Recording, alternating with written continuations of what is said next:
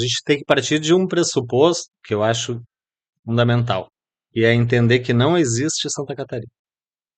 Nunca existiu, né? Ok, é um estado, uma unidade federativa, é até um hino, uma bandeira, mas Florianópolis nunca foi a capital do estado. É porque conforme o Santa Catarina foi sendo colonizada e os sistemas de colonização foram distintos uns dos outros, a gente acabou tendo capitais regionais, né, como Joinville no norte, Blumenau no Vale do Itajaí, Lages na Serra, né, Laguna primeiro, depois Criciúma no sul. E, então, assim, nunca houve algo que nos unisse enquanto Estado, né? A República Juliana foi um fiasco, né? Se a gente lembrar que não mobilizou o povo, né? E aí depois, eu acho que tudo poderia ter ido muito bem, ou tudo estava no caminho de ir muito bem, se não fosse o surgimento das festas étnicas, a começar pelo Oktoberfest, né? Porque toda essa coisa, e todo esse papinho de origem, de alemão, de italiano, de polaco, de não sei do que, se a gente for ver bem, não é tão antigo assim, né? Blumenau era uma cidade operária, as pessoas falavam alemão, o alemão dialetal, meu pai falou alemão dialetal até ir para a escola, né, na primeira série, industrializada, muito industrializada, com um fluxo enorme de pessoas de fora, né? A cidade crescia muito rapidamente ali nas décadas de 50, 60, 70. Então, tinha algo de cosmopolita em Blumenau, por exemplo, né? O primeiro curso de artes do estado não é o DESC é a FURG, né? O Lindolf Bell e a Elke Ehring, que era um casal de artistas de Blumenau, o Bell era poeta, a Elke era artista visual, eles faziam vernissage e vinha ator da Globo, vinha Tarcísio Meira, Glória Menezes, sabe umas coisas. Foi um movimento de rock em Blumenau importantíssimo, né? Pessoas saíram daqui para ir morar em Blumenau, daqui de Florianópolis. Então por que que deu errado, né? E aí eu tenho só sugestões, assim. A minha primeira tem a ver com o choque do petróleo, com a crise mundial e com a indústria têxtil percebendo que não ia dar conta de se sustentar por muito mais tempo. Ou seja, década de 70 para cá. Só que esse declínio ele não é imediato também, né? É um declínio como o declínio. Tem os anos 80, tem Sarney, tem hiperinflação. Então não foi simples. É, E depois a gente tem Collor que vem, abre o mercado e a indústria vai. Tá, mas eu não tô falando de indústria, eu tô falando de festa. Aí vem Outubro em 84.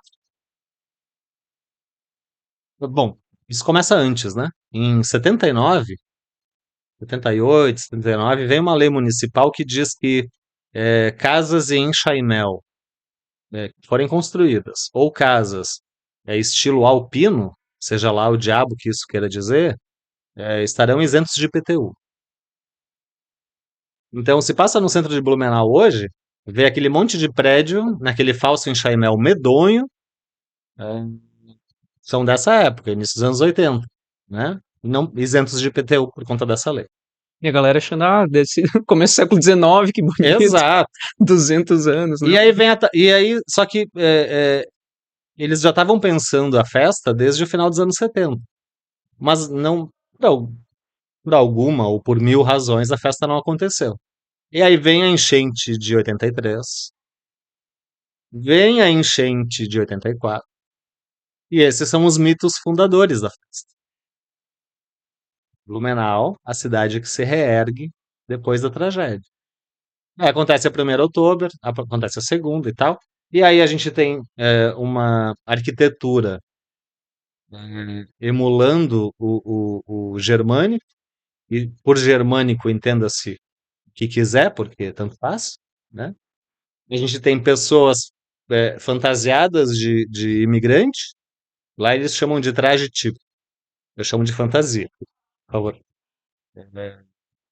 E aí tem a criação a criação de tradições, por assim dizer.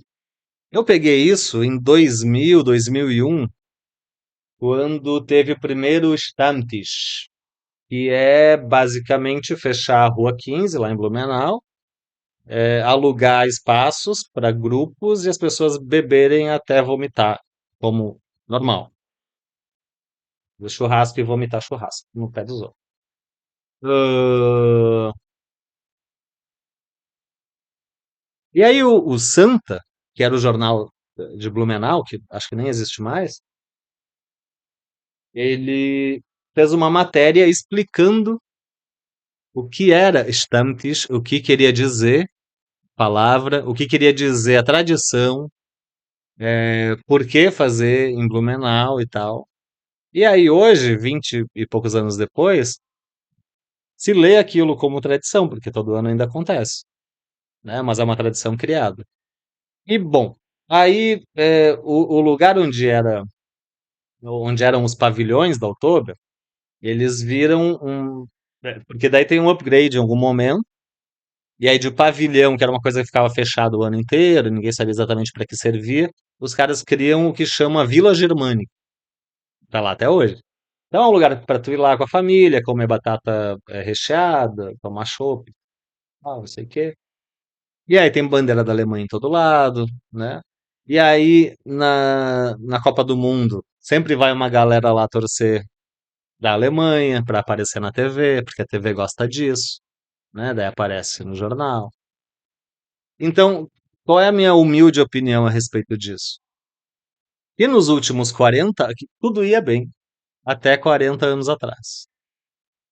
E a partir do momento em que a etnia de um grupo ela é definida como majoritária, mais importante do que de outros grupos, isso vai respingando em outros lugares também, vão surgindo outras festas étnicas.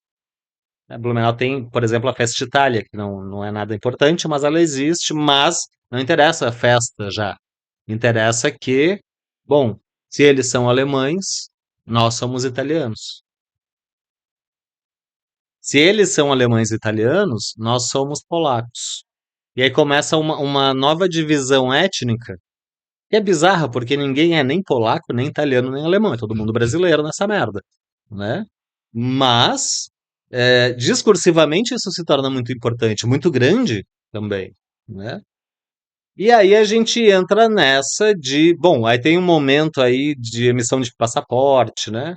De procurar antepassado e tal. Ninguém sabe merda dos antepassados, né? Claro, um pequeno grupo acabou tendo acesso a passaporte, né? A dupla cidadania. É, e para mim isso instaura nas pessoas um sentimento, um novo sentimento de diferença em relação ao Brasil. É o que me parece mais importante, porque elas são alemãs, ou elas são italianas, ou elas são polonesas, ou elas são ucranianas, ou elas são letonianas, tem de tudo, russas. Tá? Mas primeiro, elas não são nada disso, né? Porque só para ver uma questão muito básica do Deutschtum. O Deutschtum é o sentimento de pertencimento alemão, né? O Deutschtum ele se inscreve a partir do conhecimento e do exercício da língua alemã. E aí o Vale do Itajaí, ao contrário do Vale dos Sinos, no Rio Grande do Sul, não tem esse exercício. Não tem escola, não tem faculdade. Sim, talvez tenha faculdade. Deve ter 10 alunos. Não tem, né? E em Ivoti, lá no Rio Grande, tem o IFPLA, que é o Instituto Formador de Professores de Língua Alemã, né? Então, assim, Se eles formam professores, é porque esses professores depois vão para a escola, nos interiores, ensinar o alemão gramatical que se fala na Alemanha hoje, né? Em Santa Catarina, a gente muito raramente tem isso. Então, assim, voltando, não tem o exercício da língua, nem para se considerar alemão. Não sabe apontar onde fica a Alemanha no mapa, tenho muita certeza. Mas ao mesmo tempo não se reconhece brasileiro. Porque ser brasileiro é outra coisa. Ser brasileiro é ser preto ou ser escuro, né? Ser brasileiro é ser ignorante, jogar lixo na rua, sei lá, qualquer bizarrice dessas. E aí essas pessoas elas entram numas assim de quem eu sou, quem eu sou, quem eu sou, né? Eu até esqueci como começou essa história. Vamos embora agora. Eu também agora não lembro. Mas é, é interessante porque uma das coisas que você está colocando isso tem aparecido no debate hoje, porque uma das grandes questões hoje no campo da esquerda é o tal do debate sobre identitarismo ou a criação de identidades. E, um, e, uma, uma parte do debate crítico, até onde eu acompanho, vai apontar justamente como a questão da identidade, da criação de identidades, é justamente como ela é uma criação dos dominadores e não dos dominados, né? E aí me parece que isso você está colocando muito bem no exemplo, se a gente fosse pegar Santa Catarina ou o próprio Blumenau, né? É, como ela é forjada, inclusive é uma identidade forjada com muito pouco tempo, e que muito provavelmente deve ter a ver, inclusive, com algum declínio da produção econômica, se é isso que eu entendi, né, da tua hipótese. É porque me parece que assim que se percebeu que a indústria têxtil tinha tudo para não continuar dando certo, uma aposta foi no turismo, né? Por isso já havia os prédios em Chaimel, aí a festa vem a calhar, ãh, e era um turismo de compra, né? Tu viajaria para lá para comprar coisas na Hering, na Artex, nos outlets, assim. Porém, Blumenau é uma cidade quente e úmida no verão, que torna simplesmente impossível respirar. E no inverno ela é fria e úmida, o que torna o frio um absurdo, né? Então havia poucas janelas, se pensar hipoteticamente, né? Para fazer turismo num lugar como aquele. É, que isso ajuda um pouco a entender algumas coisas que a gente fica remoendo, porque eu não sei se tu, qual que é a tua leitura, enfim, mas um pouco da impressão que eu fico quando diz respeito a essa questão de tentar entender o que que é o Sul ou Santa Catarina, por que que as coisas são como são aqui, é que é, me parece que, de alguma forma, se a gente pudesse separar em dois extremos, dá pra dizer, bom, tem um lado que é esse lado que é o, digamos, da história oficial, né? Eu acho que esse termo, inclusive, é utilizado, né? Do tipo, de criar essa narrativa ideológica, que é uma narrativa muito utilizada hoje pela extrema-direita, né? Então é isso, é o povo trabalhador que só pensa em trabalhar, que é diretamente relacionado aos povos alemães, italianos, etc. Então, não são brasileiros, portanto, né, etc. Enfim, todo esse elemento de falsificação ideológica. Mas do outro canto, dá pra dizer também que é aquilo que a gente estava conversando logo no começo, também tem uma parte do que a gente poderia chamar de um progressismo no Brasil que vai dizer, não, mas tudo nazista, tudo fascista, todo mundo é o casal de Pomerode, basicamente. Aham. É, e isso é complexo porque, claro, pega um lastro na realidade. Quer dizer, teve o casal de Pomerode, tem o casal de Pomerode, tem uma série de grupos neonazis hoje no estado, ou, inclusive, tem um percentual grande de pessoas que ainda falam alemão, embora, sim, comparado com o resto do país, né? Mas talvez em termos absolutos, daí é um Eu número. acho que comparado com o Rio Grande do Sul é bem pouco. O Rio Grande do Sul é maior. É. Ah, tá. É, mas o que eu ia chegar na minha conclusão, na minha tentativa de ler isso, é que ambos me parecem que caem num problema que é um problema de moralizar, de um moralismo do que está acontecendo. Então, seja um moralismo no sentido para levantar, né, do tipo, um povo trabalhador, seja naquele moralismo para dizer, todos escolheram livremente, conscientemente o fascismo ou o bolsonarismo. Porque, por exemplo, também tem isso. Fato, as cidades, boa parte das cidades, cidades ali do norte, por exemplo, tem um percentual gigantesco de voto no Bolsonaro, etc. E quando você estava mencionando a questão da festa, como ela vai sendo forjada, e obviamente ela não é forjada pelos trabalhadores que pensaram em assembleia, etc. Não, pelo contrário, são os poderosos, são os de cima. Me parece que essa chave de leitura, que no fim é uma chave de classe, pensar a questão em termos de classe, ela permite quebrar o moralismo da direita, mas também esse moralismo do que a gente chama hoje de esquerda, de um certo progressismo, que é tentar entender através da dinâmica das classes hoje nessa região do que se chama Santa Catarina, por que as coisas são assim. No sentido de que antes de apontar o dedo para o operário da VEG ou para a diarista de Blumenau, tentar entender o que diabos a classe dominante fez aqui na região para que as coisas fossem como fossem, né? E me parece, até te escutando agora, que consegue fazer essa chave de leitura que parece que evita essas interpretações que para mim são interpretações muito pobres da questão. São muito simples, né? São muito rápidas e toda análise veloz, assim, ela tende à pobreza. Mas assim também, claro que a questão de classe ela é preponderante, mas a gente está hoje num lugar, né, num momento da história em que a comunicação não passa mais pelos meios da televisão, né? Então, qualquer pessoa de, sei lá, 50 anos pede o celular dela, digamos, né? Abre o WhatsApp e vai ver se ela não está num grupo do Carlos Bolsonaro, que nem é o Carlos Bolsonaro que escreve naquela merda, é uma outra pessoa, né? Mas a pessoa tá lá no grupo e ela recebe informação dali e ela acredita naquilo ali. É porque o colega da igreja, né? Sei lá, o jardineiro, vizinho, todo mundo tá pensando naquela toada. Então é muito difícil. Se tu nunca teve um mínimo de ilustração, né? Em relação à política, às coisas do mundo, ao que é verdade e o que não é.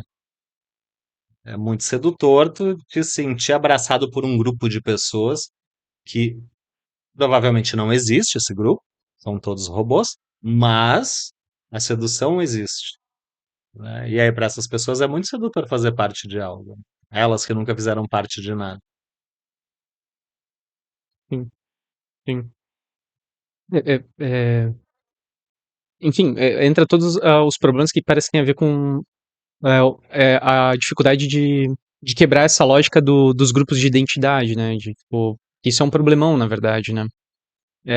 Inclusive tem algumas questões que são até beira o ridículo, dá vontade de rir, mas também de chorar, que é o fato de que chega a ponto, inclusive, que aqui a própria produção da opressão ela chega num ponto bizarro que a gente acha, olhando de fora, que no sul tem muita xenofobia, o que é verdade, tem muito racismo, que também é verdade, mas inclusive existe conta dessas criações de identidade, né? Como você estava falando, bom, tem os italianos, mas agora tem os polacos, etc. Inclusive um processo xenofóbico até tipo, contra os estados, né? Então eu falo isso porque, bom, eu sou na verdade paranaense, minha família é paranaense.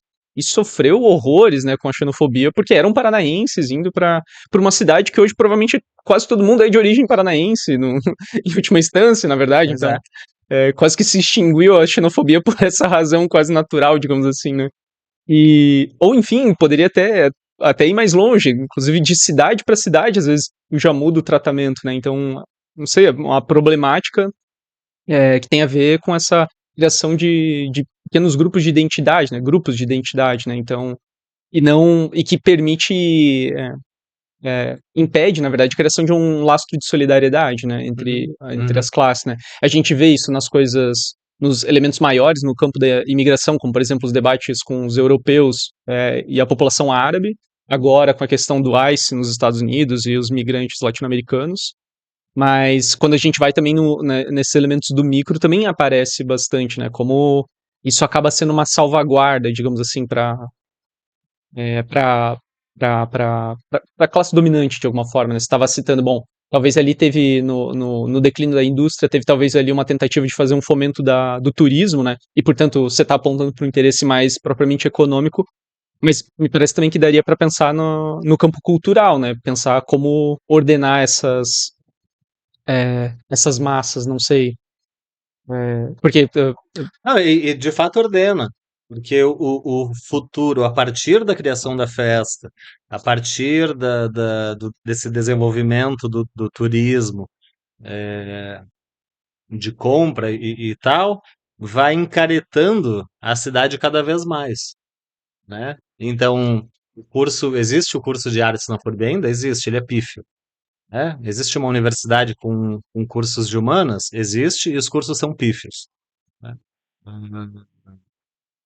Então, se encaretou, não existe mais movimento, aquele movimento de música que havia, não existe mais. Então, quase nada existe mais, né? Os artistas que continuam lá, eles lutam para continuar lá.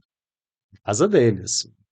E as pessoas não precisam ser obrigadas a se remover de onde vivem, né? Por trabalho. Ou não deveriam ser obrigadas, né? Mas tem tudo isso. A cidade virou um pasto, com cada vez mais prédios, com cada vez mais dinheiro, aparentemente, se aquilo não é bolha de lavagem de dinheiro, mas virou um pasto monótono. no, no sentido, digamos, de que essa criação, de certa forma, ela apaga o que havia. Porque você falou em um determinado momento, até ali as coisas iam bem. Não É, sei se estava falando não, ironicamente ou não, é mas. porque, sim, não, iam bem sim. É que em algum momento, é, arte, cultura, essas coisas de perder tempo e dinheiro, elas deixaram de fazer sentido. Sobretudo com a derrocada da indústria têxtil na década de 90, né? Então, passou a não sobrar dinheiro para o que não fosse primordial. E arte e cultura, a gente sabe, não são primordiais. Sim. E cara, é interessante, porque essa chave de leitura que você está fazendo com relação a esse declínio, porque, de fato, a gente está falando de uma região que a grande força, digamos assim, de que permite passar a imagem de que são cidades seguras, que tem baixa taxa de criminalidade, etc., tem a ver justamente em elementos econômicos, pelo menos com a robustez da economia industrial, né, que a gente sabe que cria esses mecanismos, né? É, e você fazer essa chave de leitura, olha, talvez tem coisa aí, justamente nesse momento em que o Brasil, justamente como um todo, inclusive, passa por um período de desindustrialização, quebra das indústrias nacionais, etc. Faz bastante sentido agora. Fiquei até curioso de avançar nas leituras sobre isso. Você tinha citado a professora da Federal aqui de Santa Catarina? Aham. É a Beatriz. Mamigonian. Agora já temos mais uma pessoa para a lista de convidados.